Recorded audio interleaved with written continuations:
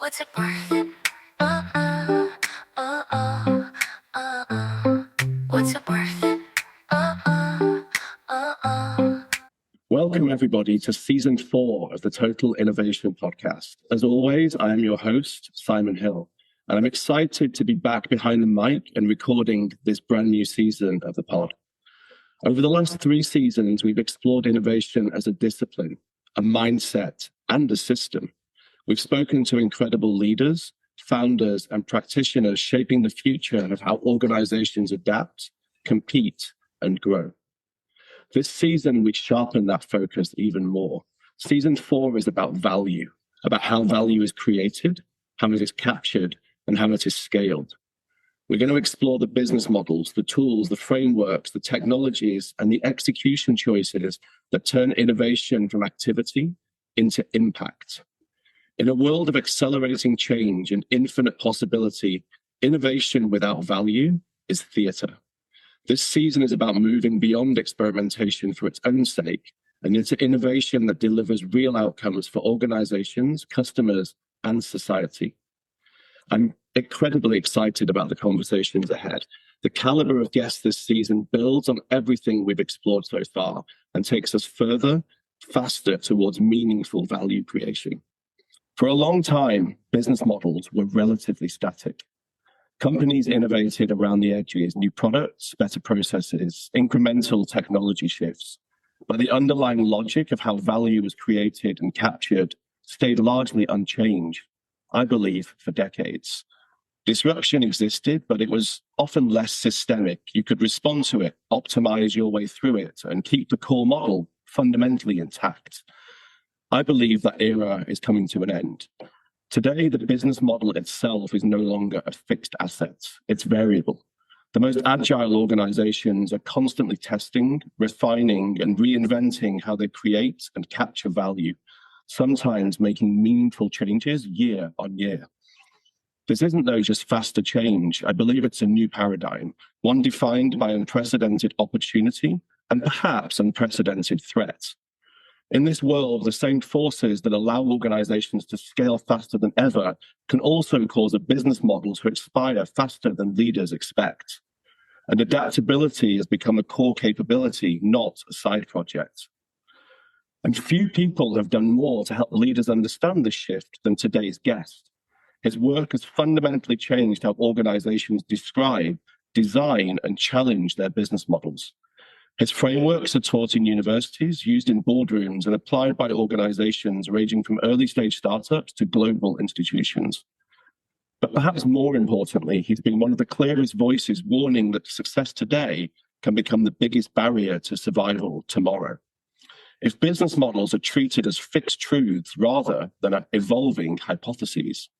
And with that, it's a real pleasure to say welcome to the podcast, Alexander Osterwalder. Welcome. Thanks for having me, Simon. Real pleasure to be here. Yeah, I'm looking forward to this one, right? As I said, I think, there's a lot of change happening out there, and there's a lot for me and you to chew through today. So let's kick off with this. That your work today, I think, has helped millions of people see their businesses differently, me included, right? And thank you for that, right? Some really, really important, profoundly important thinking and work has gone into that. What's front of mind today, though, right? So within the context I just set, business models becoming dynamic, perhaps more fragile, increasingly decisive in future success. What's preoccupying that great mind of yours at the moment? So we've been working on this topic for a while, with my company Strategyzer, with my co-author and friend Yves Pigneur. And I think what's top of mind is how can we get more leaders to explicitly embrace the topic. Right? It's not that they're not aware, but I don't think it's an explicit and conscious choice yet to start exploring new business models, or at the very least, renovating the existing one. So that is absolutely top of mind. And it's been surprising, some of the leaders that we were able to talk to over the last couple of years and how, what actually made them change. So interesting topic, very, very interesting topic. What is it that you think is the barrier? Is it, I think that you've said this, I believe it to be true, that business model innovation's the hardest topic, right? It's a systemic level change. It touches all these other aspects of the things I mentioned in that introduction. You think it's a just is it a discomfort? Is it the fact that it's so big and complex that people don't want to touch it? Is it that leaders aren't really taught this stuff? Like, what is the barrier here? I think the barrier is simply that when you have a company that's running, it's very hard to even consider change beyond maybe new products, new markets, new technologies. Because when we say change and innovation, people immediately think, oh, technology, AI, whatever's top of mind at the moment.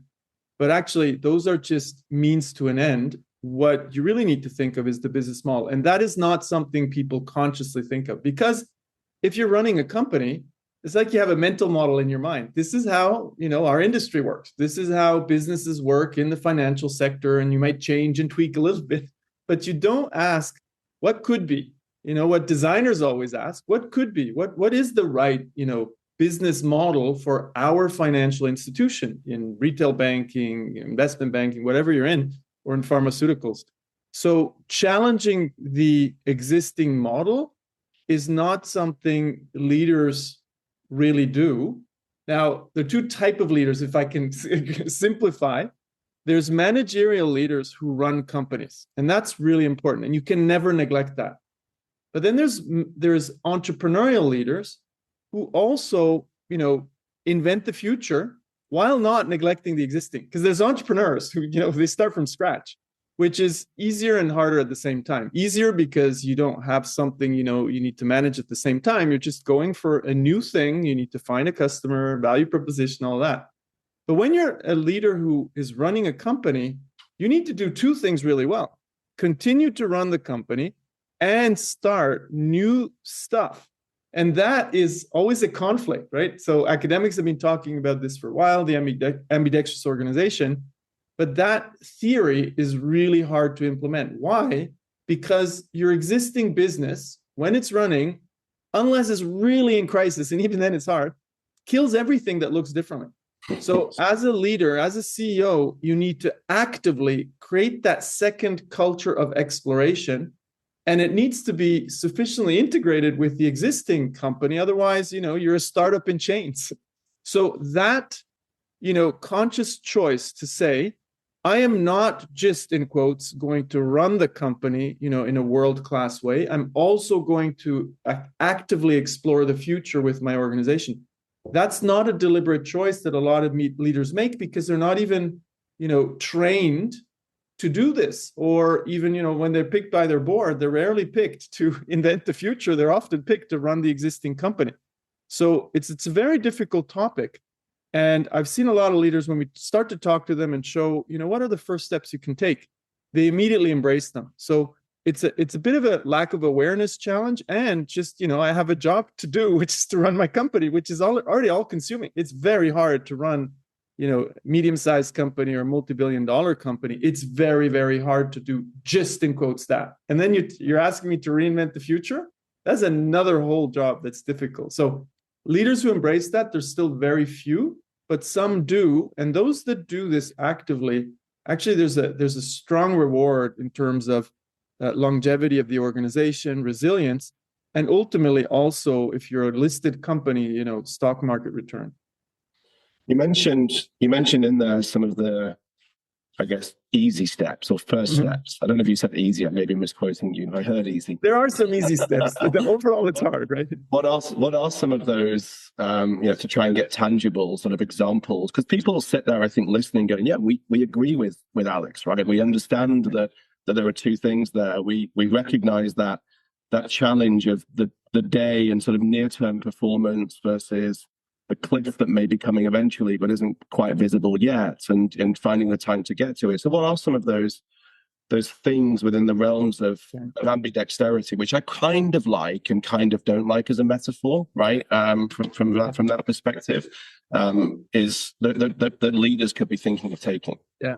So look, the first thing I talk about is this dual mindset. As a leader, you need to understand how these two worlds are different. And every presentation I do these days, I start with something very simple. I show that when you start a company, when you're starting an innovation project, you have an idea, which could be a technology, could be a patent, could be a customer need, whatever, right? And then it's a search to figure out the right value proposition, the right business model. And that's a messy process. And then once you have that, you scale and then you manage this new thing, this new entity. Now, here's the thing. Managing something existing and inventing the future are fundamentally different. So the first thing, just for leaders to understand, is how are they different? So intuitively, they know, oh, well, I'm creating something new, an innovation project. It's different. But now they still apply the rules of the existing. Show me the spreadsheet, show me the business plan, show me the 5-year projections. That makes no sense in a world where you're searching for the right solution. So when you're running a company, I call this exploit. When you're running a company, number one, you know that uncertainty is not crazy, big. You know the customer, you know the value propositions, you know the supply chain. Still COVID, there's still the White House, so there's some level of unpredictability, but more or less predictable. You can make spreadsheets and predictions. That's the way you invest. You analyze a challenge, a new business expansion, and you invest the big bucks so you can scale. So it's really, on time, on budget. That's the traditional management kind of way of working. Bring in agility, of course, but that's exploit. Now, here's the thing. The key performance indicators running a company don't apply to inventing the future. So now, how is the future different? And this is what I show leaders, and they say, oh, wow, okay, that's very clear. Let's take these 3 variables that I said. Uncertainty, level of uncertainty. How do I invest? And how do I behave as a leader? Okay, first one, I'm inventing the future. Uncertainty is very high. New customer, new value proposition, maybe new revenue streams. I need to admit there's no way I can know if this is going to work or not. And thinking hard about, is this a good idea? I can think for 3 months. I still haven't de-risked. So how do you actually de-risk a new idea with extremely high uncertainty? You go and run experiments very quickly. Okay, first thing, we know we can't invest the big bucks, long-term projects. No, we start small. We iterate, and then we invest if we see there's traction. Okay, now that means, well, how do we invest that? It means that we make small investments in a large amount of projects, and we kill those that have no traction after a couple of weeks, after 3 months. And we only invest in those that show first traction. Oh, I've proven that customers have the problem. Okay, now I invest more. Now they can make a prototype. Oh, I've proven that they want my solution. Okay, now I invest more. So it's a gradual investment, not based on a fantasy spreadsheet. It's based on entrepreneurial evidence of the team continuing to explore. Okay, well, that means that me as a leader, I need to actually not just invest differently, I need to ask different questions. So rather than asking, am I on plan, on budget for this fantasy we're trying to put in place, I need to ask, okay, from these 5 projects, what did we learn? Which one should we kill? Which one should we invest in? Which one do we need to change? And here's the big thing. Most companies don't kill projects, which means there's bad resource allocation. So just starting to understand, okay, how is level of uncertainty different in exploit and explore? What does that mean for the way I allocate resources, invest in explore and exploit? And what does that mean for me as a leader, as a CEO with my sales team, and in a predictable market where I know the products, I know the customers, I can ask for, a spreadsheet with predictability. As soon as I talk to my product team about a new product that we're putting in place, it's not about predictability. It's about what did we learn? Do customers care? Is it getting some traction? Should we kill the project? So once leaders understand those 2 differences, the first thing, the very easy step is, okay, I understand how it's different. Now let me behave differently as a leader. I will start to make explicit the exploit context, we're running the company, and the explore context, where we're creating a space where people can experiment and they can actually fail. But we do this in a very regulated way with different processes. And me as a CEO, top down, I'm supporting that. But bottom up, I'm enabling people to explore new ideas. That first step, you can do that with 3 projects. And then once you started, you learn what's hard, and then you do it with 300 projects. Because if you're, at Nestlé or a Novartis or whatever else, it won't cut it to invest in 5 projects. You need to, resemble Amazon a bit more, where you have 100 exploration projects running per month. So the first steps are relatively easy. And once the CEO embraces that way of working, then everything else kind of falls in place because we know how to do that. It's not going to be easy, but the steps are pretty well known. Can we can we wind back a little bit and just, because I think it would be good to, you've used two terms quite consistently. I know you've written books on these as well, of business model and value proposition. Can we just talk about those, like just really set out the stall of like what they are? And again, we introduced this with the idea of not just sort of disruption at the value prop level, I think, with product, service, et cetera level, but really at the business model level, right? And that level of disruption, speed of change, agility of business model being quite important. Can you just define for the listeners, and maybe for me as well, what is the business model, what is the value prop, and how do they interplay with each other in this context of change, disruption, innovation? So we came up with a couple of tools. Like the first one that had a lot of traction with millions of business people around the world is the business model canvas. And every business has 9 building blocks. Who's the customer? How are we creating value for the customer? How are we reaching them? What kind of relationship are we establishing? How are we making revenues? Okay, that's the front stage. Now the backstage, what do I need to do that? I need key resources. I need key activities. I'm going to work with partners. Gives me the cost structure. So by simply mapping out today, what's my business model? How am I, creating, delivering, and capturing value? So you make that big picture explicit. Now here's the thing. Again, when you have a business model, that business model is humming and you're optimizing it, and it's going to kill anything that looks differently. So first thing, now imagine a team that's going to come with a new idea and say, well, we actually can create recurring revenue. So rather than just selling, we're starting to sell subscriptions. And then maybe they even prove that, right? So they say, wow, this is very, very cool, recurring revenue. They grow exponentially. So everything's on green from an idea point of view. We even tested it with customers. They're willing to pay. But here's the thing. That is so fundamentally different how you sell that. Even the ERP system, the enterprise resource planning you need to put in place to manage that system. That means that if you do not actively try to put that in place, create the management systems to support scaling that, protecting that little plan, it's going to get killed by the core. Because everybody's, we're running the business. Hey, I have a marketing plan to meet. The sales force doesn't care about something new because they need to meet their quota so they don't get fired and they get their bonus and all that. So the machine that's humming doesn't want anything that disturbs it. So, leaders need to actively create that space for that new idea to take grip. Okay, so that's the really hard part to do. Now, why is there disruption? Because a startup outside has nothing that prevents them of going really fast and starting to scale. And, when you're a startup and you have traction, it's relatively straightforward to find money. I'm not saying it's easy to find investments, but great entrepreneurs, they'll always find the resources. All the stories of those, Airbnb, nobody wanted to invest into them, but then they found traction and they started to get investors. They are not in chains like your corporate startup, which is a startup in chains. So disruption happens naturally because we have hundreds, thousands, if not 10,000s of entrepreneurs who are trying to find new stuff. And the venture capital ecosystem gives money and fuel to those that actually create traction. With some exceptions, some get overfunded and all of that. But the system works. So disruption is getting stronger and stronger because with the technology possibilities. Today, as a startup entrepreneur, I can get access to world-class AI capabilities.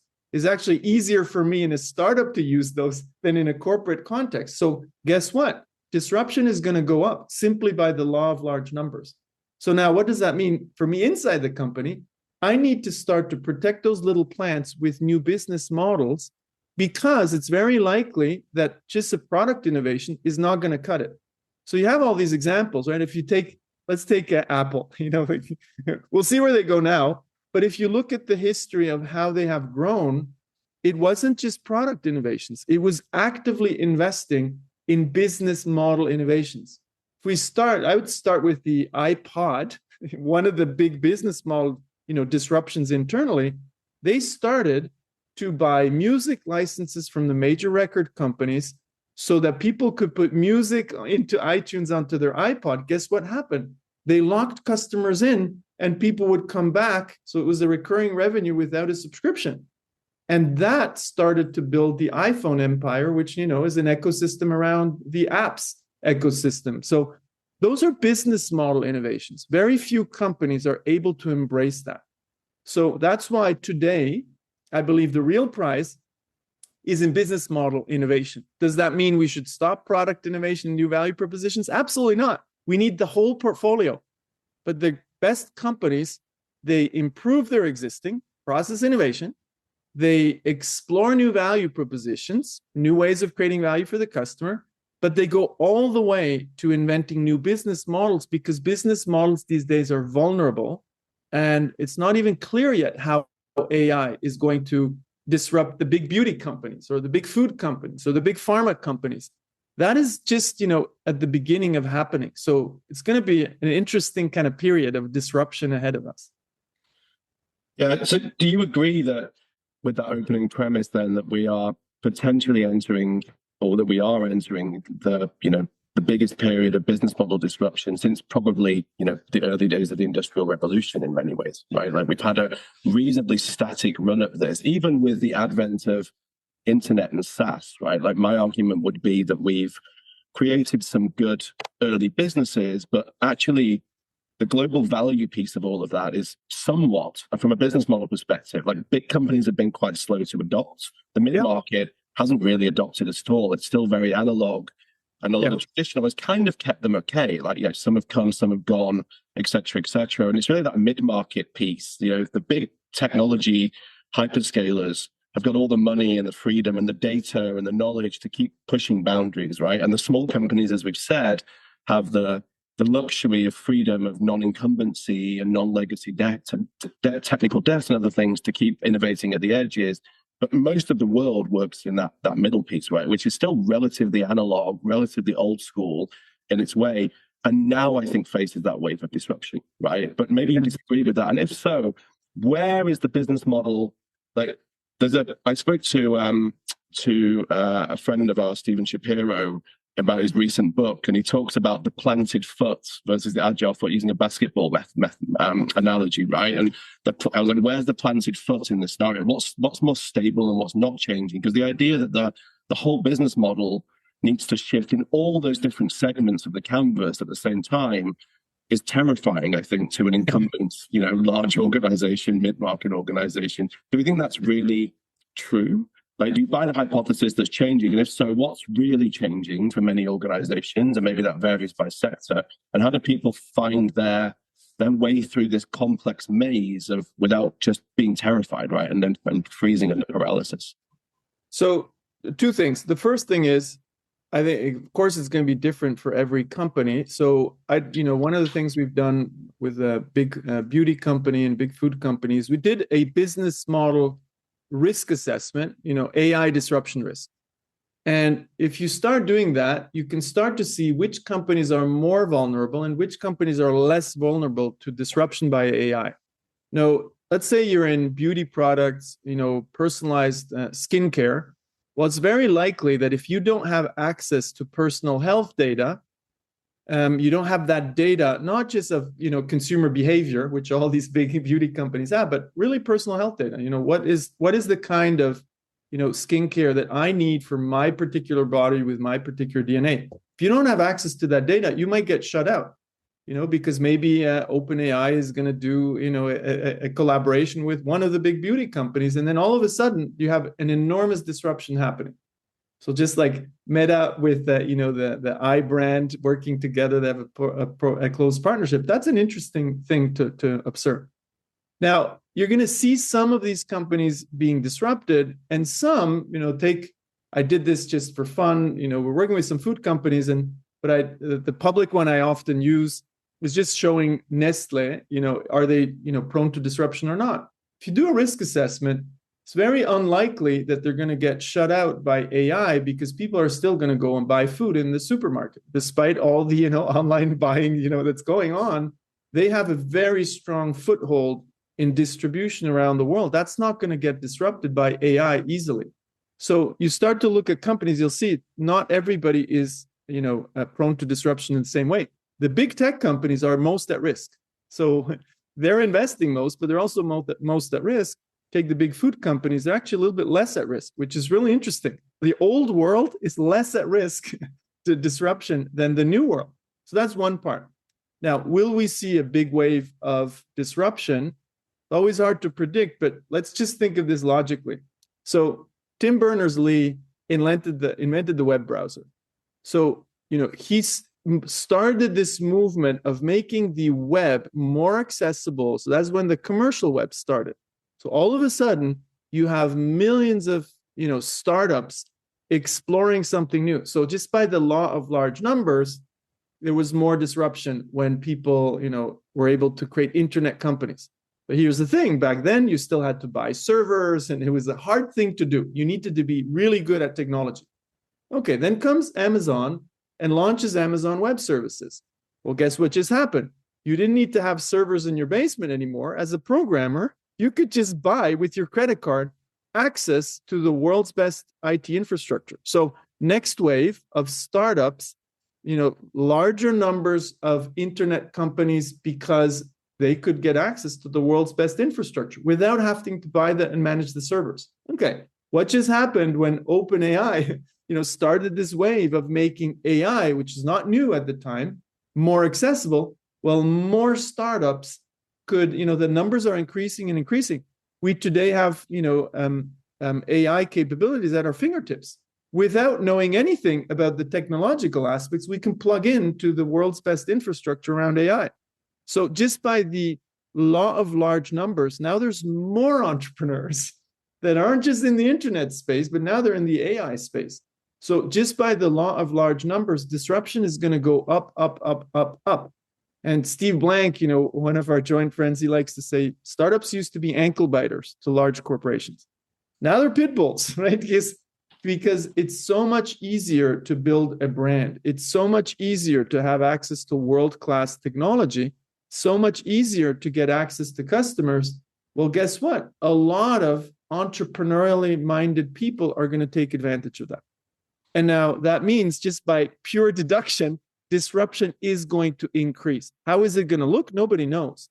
But if I was a large established company, I'd really be obsessed by getting ready for this wave, because in any case, if it doesn't happen, you're a more resilient company, right? So it's just, and then if you're a publicly listed company, you actually should be obliged to do that. So last piece here is that today, one of the reasons why disruption is not happening in, self-disruption and improvement of our business models, why it's not happening is because board of directors are not putting in place the right types of CEOs, entrepreneurial CEOs. Doesn't have to be, a former Jeff Bezos or Steve Jobs who were entrepreneurs, but entrepreneurial CEOs who understand what it means to invent the future. So I remember Logitech had Bracken Darrell. He then moved on to a different company.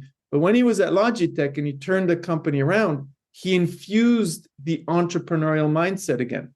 We don't have enough CEOs in place in companies that have that entrepreneurial mindset in addition to the managerial capabilities.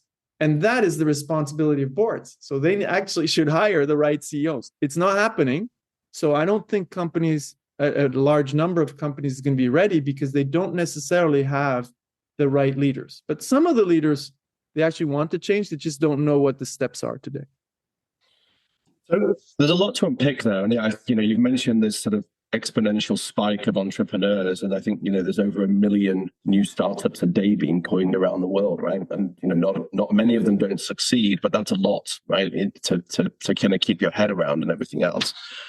I kind of want to take this conversation two ways. So maybe I'll pick one and we can come back to the other, because this concept of hiring the right leaders is really, really related. And maybe these 2 points are synonymous, because as you're talking, I was thinking about large organizations and maybe even sort of upper mid-market organizations can M&A their way through product and service disruption, right? A company comes up.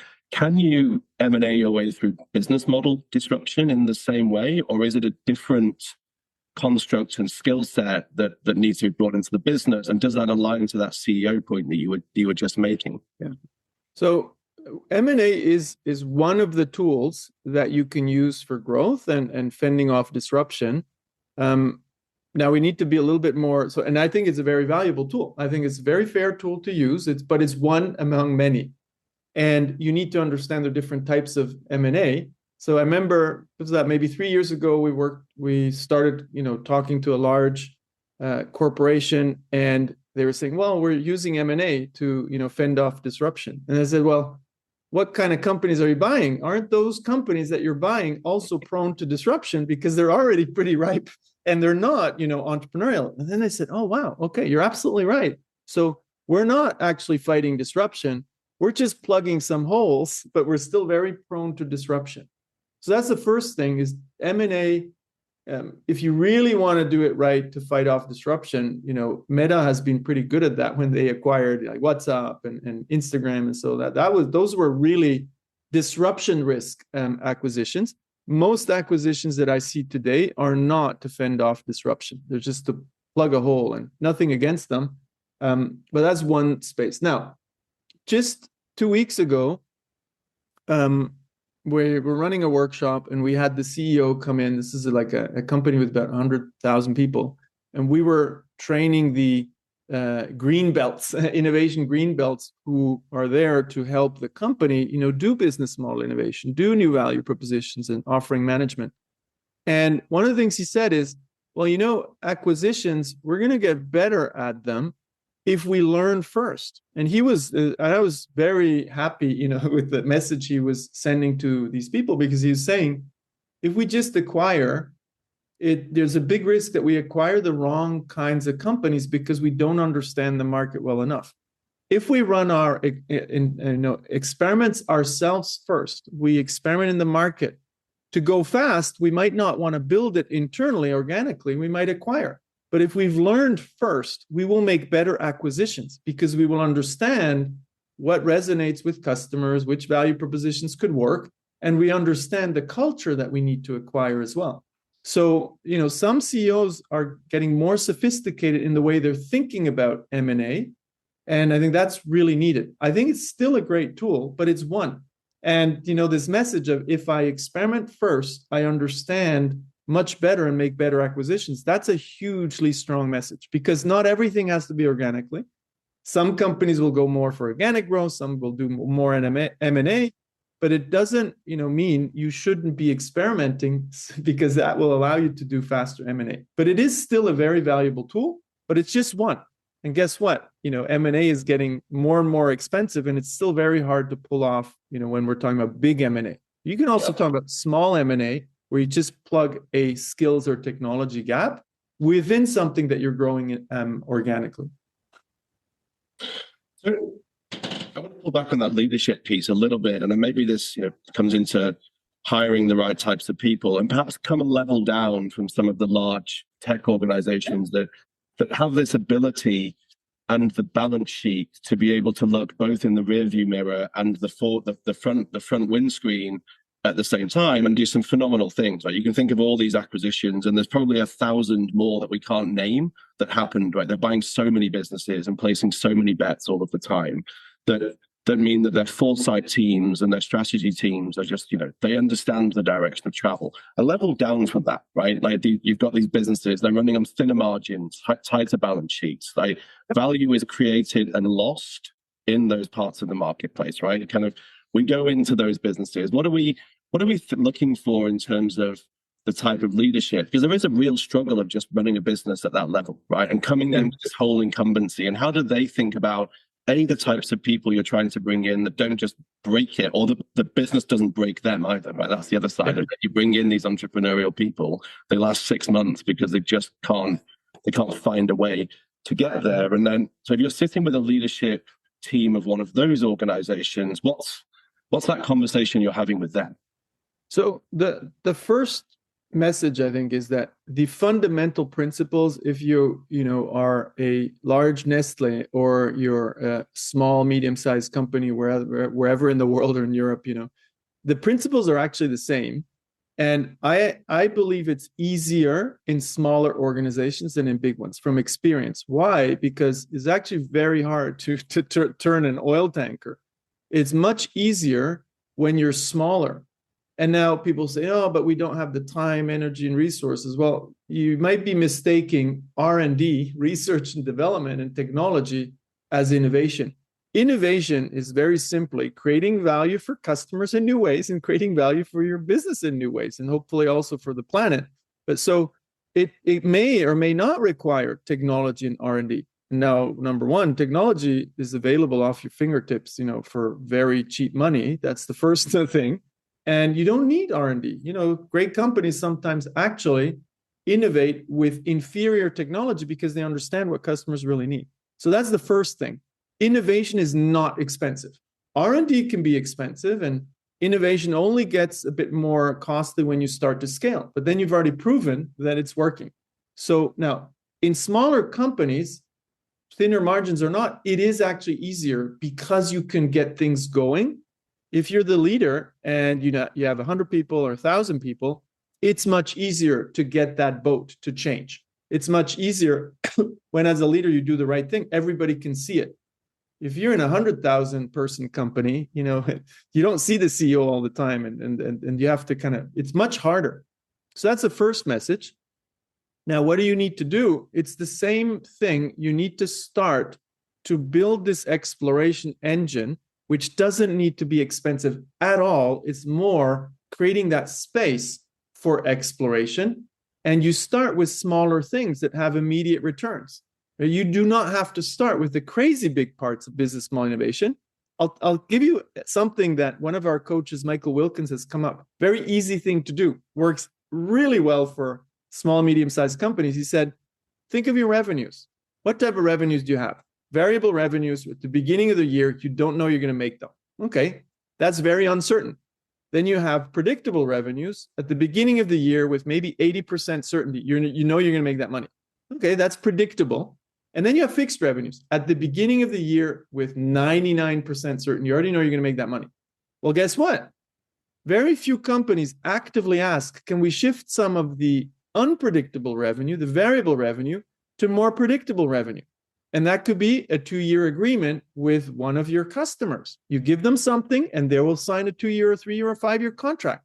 Wow, you can do that within a year. That's already business model innovation, because business model innovation sounds scary, but it's not actually. It's just changing some aspects of your business model. So now you got your customers to pay maybe even upfront for a longer period of time. You just made your business more resilient. Now here's the other interesting part.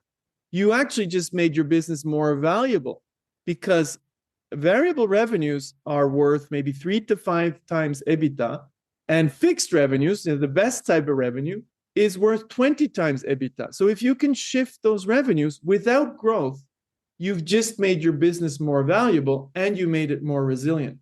Those things are at the fingertips of every single leader. Business model innovation sounds like building a rocket ship. It's not. It can be, but it doesn't have to be. It's just simply asking, how could we fundamentally improve our business model? Shifting from unpredictable revenues to more predictable revenues is a business model improvement. Is it going to fend off every type of disruption? No.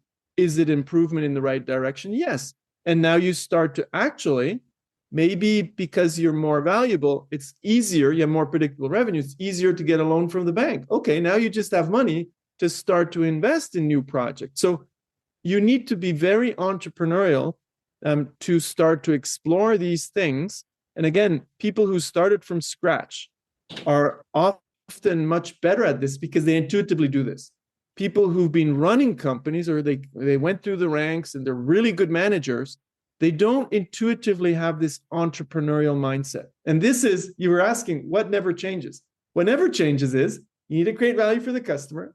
You need to create value propositions that resonate with them. They need to be willing to pay for that. And you need a business model that can survive long term. That never changes. And the way we explore these things doesn't change either. So the fundamentals of business are exactly the same. The challenge is that once you become a manager, or you are a manager and you never learned the entrepreneurial way of thinking, you probably don't question those fundamentals. So going back to the fundamentals is a fascinatingly strong thing to do. And we undervalue those. I'm seeing this from small companies and startups to the largest companies. The business fundamentals are not truly mastered. Yeah, I think it's a great point. I guess on the flip side of that, I was thinking as you speak, as the CEO of a scale-up company, that you can feel that the disruption in some of those examples is starting to happen the other way around, right? Because there is such a pace of change, as we alluded to earlier, 1 million new startups a day, AI moving so quickly that truth yesterday is fiction today, and new truths emerge, that customers are, and we are the same, right? Like, I would rather pay a slight premium to have a monthly rolling opportunity, because the best tool this month might not be the best tool next month, right? And there's less customer loyalty as a consequence of that, because the barriers have come right down, which means that you may have created that value, but reciprocally that value can be quickly eroded, right? And I'm seeing a shift from customers who are willing to sign long-term contracts and pay upfront for those to the opposite being true, right? We're going to move to monthly payments. We're going to want longer, shorter-term commitments, not because we love you any less, but to a degree because we're not sure what's coming around the corner, right? And whether we need all this software, whether we need all this current hardware, or it's too legacy for what's going to happen next. And I guess conversely, at the same time, there's quite a lot of CapEx investment happening. And so that is long-term commitments in certain areas. But if you're in that gray zone, and it's quite a big gray zone, it's why I wanted to have this discussion with you, really, is that piece of it, really. Is like there's a lot of potential erosion happening at the moment. And therefore, how do companies ride that slope in the right way? Because there's still huge amounts of value, right? But it's different. Yeah, and it never stops, right? So that's the point. Like, you can have a crazy strong business model. There's always a likeliness that you'll get disrupted. And you can love Jeff Bezos or hate Jeff Bezos, but one of the things that made Amazon so strong is because he was obsessed by Amazon dying. So he'd say, while Amazon was at the very top, he'd say, we're going to die as a company. So guess what? There was an obsession of constantly reinventing yourself and just accepting the world is changing. We need to, reinvent ourselves every single day while being world-class at running the company. And that's what really is in their DNA, is reinvention is part. So it's they have this ambidextrous, this explore, exploit is in their DNA. So of course, some of the variables are changing and we need to get flexible again. There's no business model, there's no blueprint that lasts forever. That's the unfortunate part, But as an entrepreneur, what do you try to do? You go from zero to something, then you try to protect your business. Some entrepreneurs, they like the chaos, so they don't actually like going towards processes. That's one journey. But once you're in the world of processes in a stable company, you need to reinvent and actually start to create that second space. So you need a clean space where you have processes to run the company. That's the startup entrepreneur journey. Coming from the other end, when you're an established company, you need to actually open up those other processes to start to reinvent again. So once you have these two worlds, you start to become resilient, because no business model lasts forever. Every business model is going to die.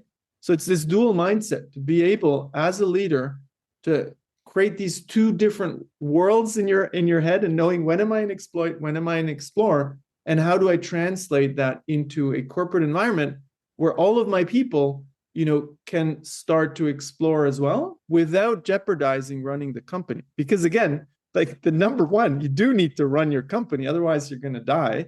Yeah. Blank likes to call is that the core engine pays the salaries, but those who are inventing the future pay the pension, and they need to collaborate. They need to be friends. And in many companies, innovators still call themselves pirates, which I hate, because historically we kill pirates. You need to really create this dual ecosystem where both worlds collaborate. And I think it's actually easier, again, to do in smaller companies than in bigger ones, but it requires an understanding of what innovation is. Business model innovation doesn't need to be crazy, like rocket science. Is actually just constantly improving your business model. Do you think, and I know we're running towards the end of this discussion, it's been great, thanks, Alex. Do you think that there's this idea, I'm sort of positing this really, that if business models are no longer static, and you've got this idea of exploring and exploiting business models rather than necessarily processes or products or services at the sort of deeper level, systemic level, that leaders need to be thinking about managing a portfolio of business models rather than a single future, trying to place a series of bets on them? And if so, how do we get the evidence learning and how do we measure this, right? Like, how do you think about measurement, right? It's obviously an area that I'm quite obsessed about with expected value and other things as well. Like, how do you think about evidence learning and value estimation and confidence? Okay, portfolio management is a huge topic, and people then, when I like to use Clay Christensen's definition, something like, there's a sustaining, there's a process innovation, innovating the core. There's sustaining innovation, maybe around new products, et cetera, new markets, and then there's more transformative innovation. Take these three broad categories, and people name them in different ways, right? Some say H1, H2, H3 from McKinsey. Whatever your language is, there are different types of innovation. Then people always ask, well, Alex, what's the right distribution? Do I put 20% here, 30% here, 50% here? Well, that's a strategic choice. Depending on where you are, you might not need any innovation. You just improve your business model, and that's fine. It's a strategic choice. Or you know that the world is fundamentally changing. You want to put quite a few, resources into new transformative innovations. But that needs to be a strategic choice, and it rarely is. So what does that mean? First and foremost, leadership needs to explicitly manage that portfolio from efficiency innovation all the way to transformative innovation, and understand, the bets that they're making. That's number one. Make that portfolio transparent. And that's not the case, right? We have thousands of projects throughout a corporation, and most of them are probably in process innovation anyways, because we fear failure. So there's very few that we put into business model innovation, which is already wrong. It should be the other way around. You should have many small projects that could be business model innovators, and the big ones will emerge. But so actively managing that portfolio is number one. So we need to, and we've got brought in to train quite, a lot of offering managers. So we're working with one company. They have, close to 1,000 offering managers. We're training them to think all types of innovation, and we're getting them to understand, how do I measure these things if they're on the way to success or not? So you asked the measurement question. Well, when it's about new stuff, the only way to measure if we're on track to success is evidence, is not analyzing the spreadsheet, because the spreadsheet is fantasy. Like, okay, well, I said I'm going to make, 10 million, 100 million, a billion within a year or 2 or 3 or 4 or 5. Well, that's a fantasy. But now, if you can show me, I talked to the 10 biggest customers and I have willingness to pay evidence. They already are paying for similar solutions, but they don't, they like this value proposition that we have. You're now starting to show evidence. And teams are not very good at showing evidence in a structured way. So we'll have offering managers, they'll say, oh, strongly validated, we did a VOC. VOC, voice of customer. And so like, okay, who did you talk to? Oh, the users of the solution. Are those the decision makers? Oh, no. So like VOC means nothing. So what you want these offering managers to be able to do is get more granular in the type of evidence they have to support a project. And you invest in the projects that had the right evidence at the right moment in time.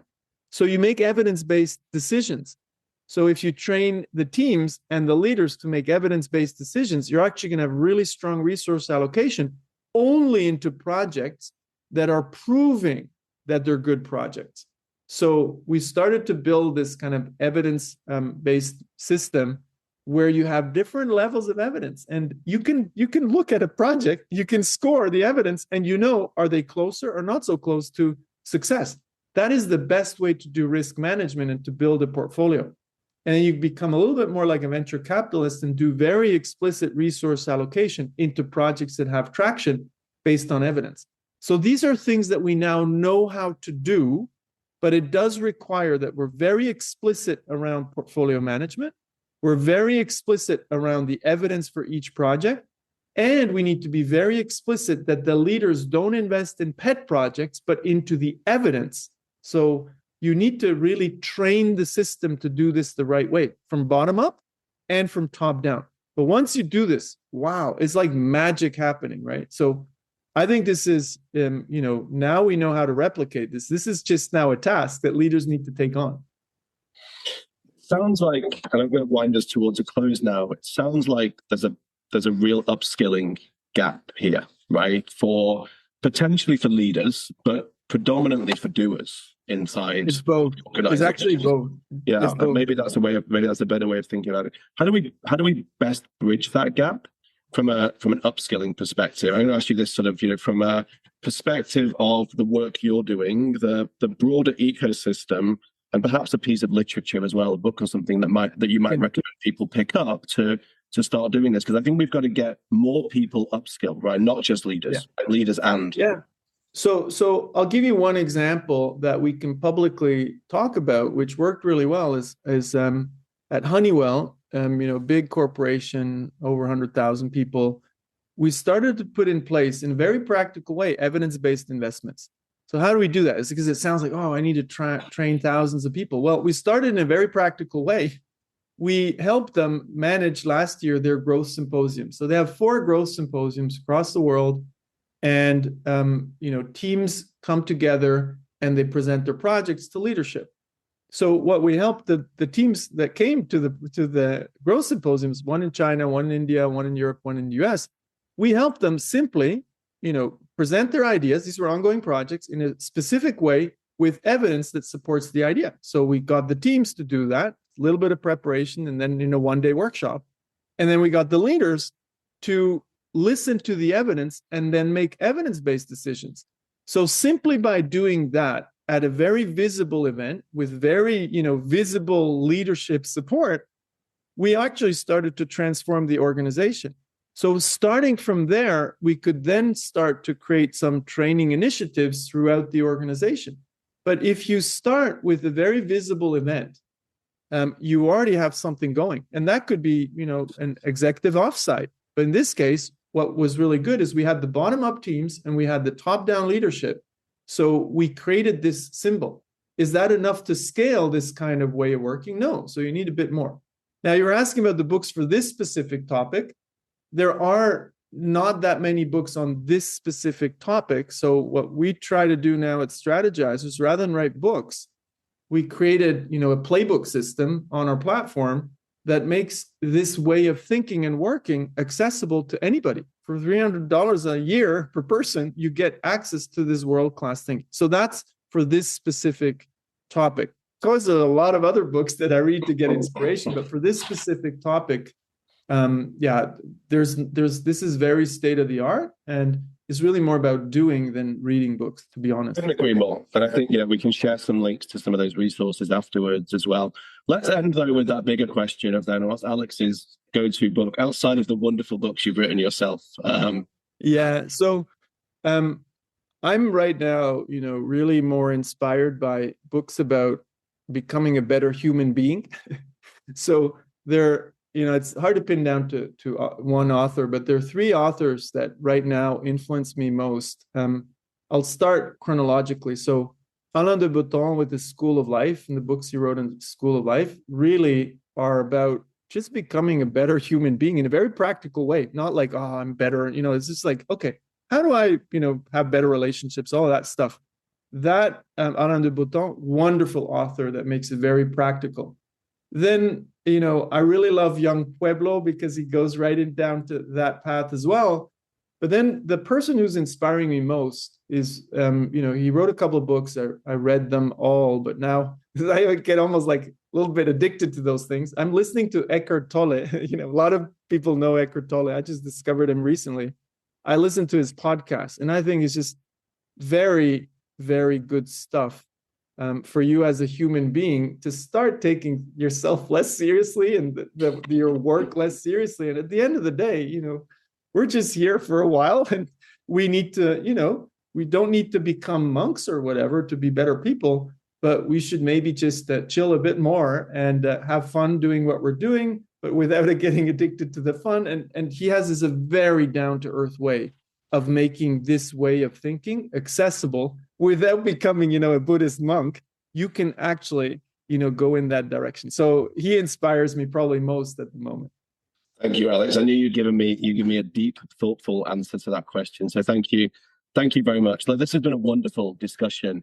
I think you've said before that business models don't fail loudly, they expire quietly. I think maybe in this discussion, some of the things we've said is that maybe some will fail more loudly and less quietly over this period of more intense disruption. And that doesn't have to be terrifying, but it does have to be a strategic decision for the right businesses. For some, sure, disruption may not be such a big reality, but for more and more, it is, and it's more profound and probably more significantly relevant at this point in time. So thank you very much for deep, thoughtful, example-based and value-based discussion today. I've really enjoyed it. Thank you very much. I thank you, Simon, for the interaction and the conversation. So really been a pleasure. Well, share links to the work you're doing. You guys are doing some phenomenally important work as well. And I look forward to seeing, what the reaction to this podcast is. For everyone listening, if you've enjoyed this conversation, please connect with Alex. He's very, very, very prominent on LinkedIn. You can find him in a variety of different places.